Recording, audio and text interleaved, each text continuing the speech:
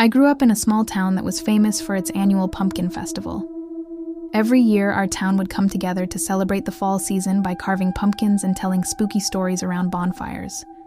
When I was 12 years old, my parents let me stay up past my bedtime to watch the horror movie It's the Great Pumpkin, Charlie Brown. As a class, we had just finished reading the book It's the Great Pumpkin by author Paul Galdone. And all of my classmates were talking about how much they loved the story of a young boy named Linus who waits for the Great Pumpkin to appear each Halloween. The Great Pumpkin was supposed to be this huge pumpkin with a face and a beard that came out only on Halloween night to bring candy to all the good little children. After watching the movie, I became convinced that the Great Pumpkin was real and that he would come to our house if I left out a big bowl of candy on our front porch. My mom said that was a silly idea, but she let me do it anyway, mainly so that I would stop bugging her. On Halloween night, my dad carved a big old jack-o'-lantern, and we put a candle inside.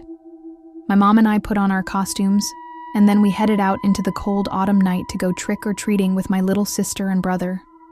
When we got back home, we dumped all of our candy into the big bowl, and then we went to bed. The next morning, my mom and I got up early to go shopping for groceries, so we got dressed, and then we went downstairs to get some breakfast. That's when we noticed that the big bowl was completely empty. I was so upset that someone had taken all of my candy, so I started to cry. Then my mom did something very uncharacteristic. She picked me up, hugged me, and said, "Don't cry. I know who did this." She then took me outside to the porch and pointed to the remains of a smashed pumpkin sitting on the ground. I looked inside and saw what appeared to be a human tooth. My mom reached down, picked it up, and said, "This tooth is not from a pumpkin, my dear. This is a baby tooth. And whoever took your candy didn't do it to be mean.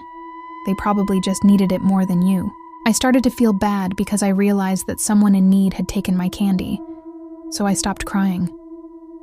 That's when my mom did something that I will never forget. She pulled me close, looked me in the eyes, and said, "Don't ever trust a pumpkin again." And then she let out a maniacal laugh that sounded like this. To this day, I have never forgotten the evil laugh that my mom let out, and even though it's been over 20 years since then, I still don't trust pumpkins.